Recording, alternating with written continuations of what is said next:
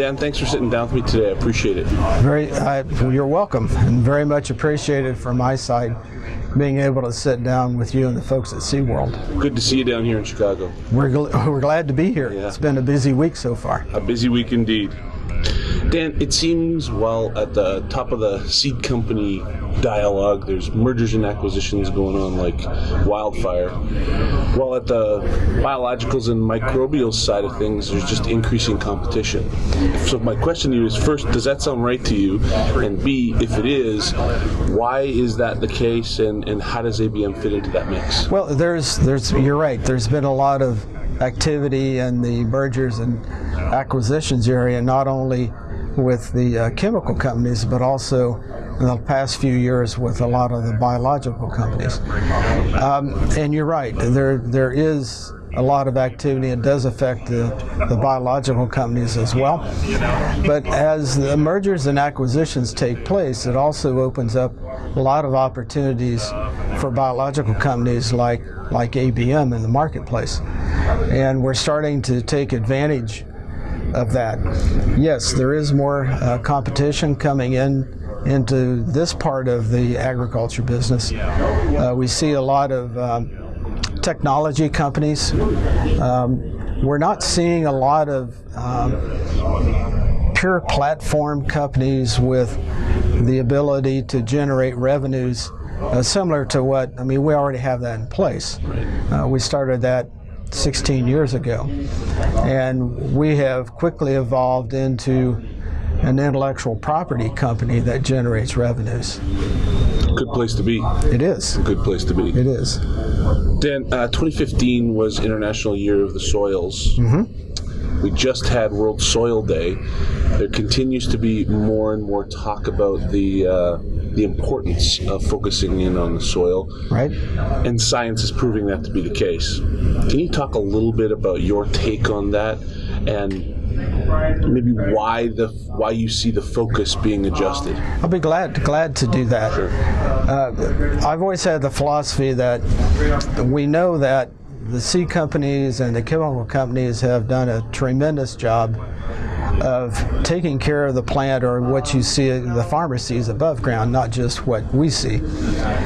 And we're starting to see a lot of focus now back into what actually happens in the soil profile around the root system within, whether it's a corn plant, soybean plant, wheat. And that's been our focus for about the last 6 years. As you know, we developed this focused microbial diversity platform, and that really gets us honed in on the root system, and we also know how the biologicals interact with a plant. So that as microbiome area, or the rhizosphere, we know a lot about how our biologicals work, and that's one of the advantages I think we have over a lot of our competition. We know exactly what our microbes do, how they work, and how they affect the plant, and what effect it has on the plant to start to build a better organic matter, in the soil structure, and that rhizosphere area. So maybe I don't want to get too science on us here, but my question will be, what do biologicals actually do that would be meaningful to the seed company growing the seed and to the farmer growing the crop? Well, to answer that question, I'm going to go back to our IGET acronym that we have on our products, which is the Induced Gene Expression Trigger, and that's a mouthful. And but what happens is we know the cascades of reactions that our biologicals actually have on the plant. We know that we increase photosynthesis in the plant. We know that we increase nitrogen uptake, increase disease resistance, the own plant's natural defenses. We don't change the DNA, we don't do anything along that line, but we know specifically what our microbes do to the plant, the effects, the beneficial effects they have. Right. the first generation of biologicals, many would say, didn't quite hit the mark. I think we heard in the initial phase some concerns about efficacy and where it was actually going. Things are very different now. The science is very different. The deliverables are very different. Can you talk a little bit about, you guys have had your foot in this mix for quite a while. Can you talk a little bit about how that's changed, Dan? Yeah, I've been doing this for 16 years. And so I was started and was in that realm where people thought that biologicals were made in a bathtub mixtures and all of the different acronyms that you can come up with. But that's actually, since then, we have gotten into specifics. They've captured some of what the microbes do, not just us, but a lot of the other companies, so that we know that we either what kind of effects we're going to have on the plant. That's some of the big difference today versus 16 years ago. We were taking kind of a shotgun approach back in 2000 with a lot of the biologicals.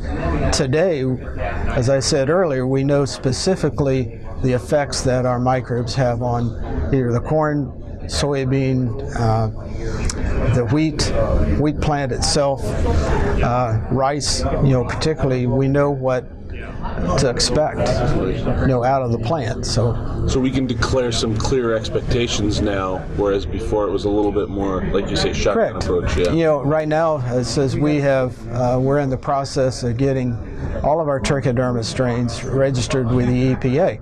So we know that we're going to be able to have disease control. And that's some of the differences that we were doing the last 16 years. We were kind of going along with the different effects it has on the plant itself. Right. But now we know that we can get disease control and insect control with the biologicals, and I think that's going to be the next frontier within the biological realm. Nice. And so if I ask you to look into your crystal ball a little bit, Dan, what do you see exciting coming down the pipe? Well, there's a whole lot of exciting things coming down the pike. You're going to see nematode control coming with some of the biologicals, and there are some in the marketplace today that are doing that. But I think you're going to see a broader spectrum of disease control, southern death syndrome in soybeans. Again, back to Pythium, Fusarium, Rhizoctonium. And the nice thing about those, the biologicals that give that type of disease control, we end up being a companion product to the hard chemistry seed treatments that actually go on the seed. We're not replacing them. The hard chemistry, we want to be a partner with them. And a package. Do we have any worries about how much we can put on the seed? Absolutely. Yeah. I mean, how do we address that? There's only so much area to go on the seed as a seed treatment. We're actually expanding our use of our biologicals going in furrow, which we can do very easily. We have liquid formulations now that we can, instead of going in the premix tank and actually going on the seed itself, then we can go in furrow. The other part of that is when we apply material to the soybean seed or corn seed, we have the lowest use rate of anybody in the industry right now. So we're able to, even though that space is limited, we still have room for our products to go on. Perfect. Dan, thanks very much for sharing what's going on. I appreciate it a lot. Thank you. Appreciate it.